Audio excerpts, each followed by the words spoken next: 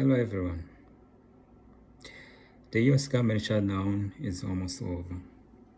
Yesterday, the Senate election to reopen the government took a dramatic change. Republicans successfully lobbied 6 Democrats to have 6 votes to reopen the government. For some people, this was a betrayal of some members of Democrat to the Republican Party. But for some others, the consequence was unavoidable, and the government at all costs supposed to be reopening to avoid economic crisis and economic impact. The shutdown would still have to the government and the people's social welfare and the economy.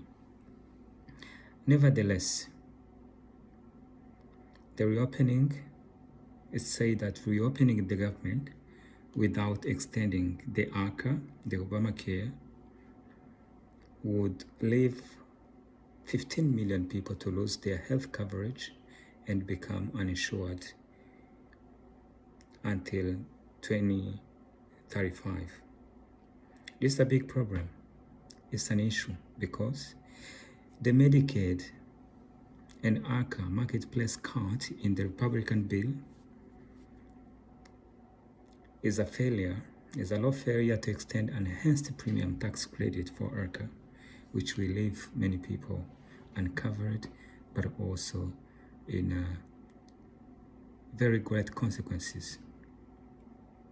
So what is the problem?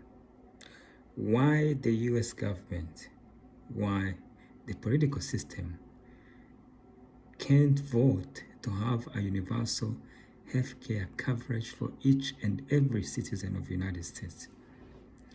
Senator Sanders has big time spoken about the issue, but instead of discussing and having a debate on the pro and cons of having the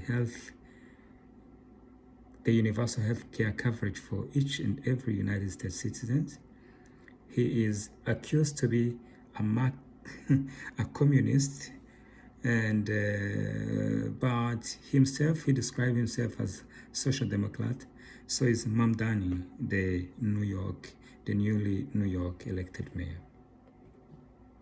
So personally, I lived in different countries of Europe and also in Africa. For example, Rwanda, a country which is economically poor comparing to the United States, has a universal health care for every citizen. They call it mutuelle de santé. Germany, a country which is the 4th largest economy in the world, has a universal health care for each and every German citizen and residents, including refugees and immigrants. So is countries in the Scandinavia region, which means Finland, Sweden, Denmark, and Norway. They all have a universal health care coverage. The consequences of not having a universal health care for every and each citizen is more worse than you could imagine.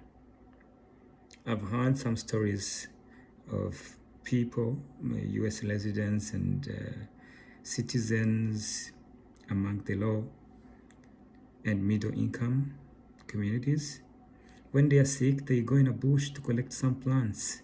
They run into the traditional medicine so that to look for a cure, traditional cure for their disease, which leads sometimes to the death because they are treating themselves without a doctor, without a preliminary examinations to know exactly what they are sick of.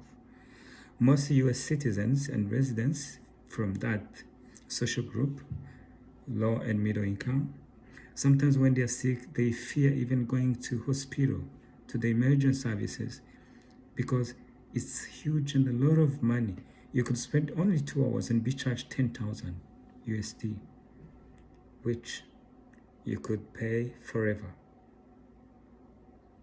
So what is the problem exactly?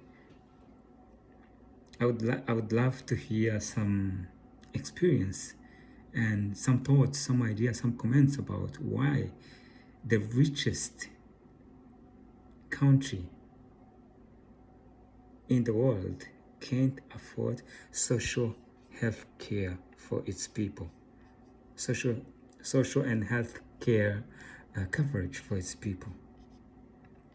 So I did a bit of research, and I found out that it has a historical background issues, because people think if the United States managed to establish the health care coverage for each and every citizen, it will be adopting the communist systems, which is far the opposite of the capitalist system which the United States has for the moment. Should we implement what the model of our systems, or we should implement what is better in those systems, or what could be better? Should we keep our system, or sometimes we can integrate, we can embody some other good qualities from other political and economic systems? This is my question. Thank you so much. Please press the button subscribe if you think we can debate, discuss, and enrich ourselves while talking like this. Thank you so much. See you tomorrow.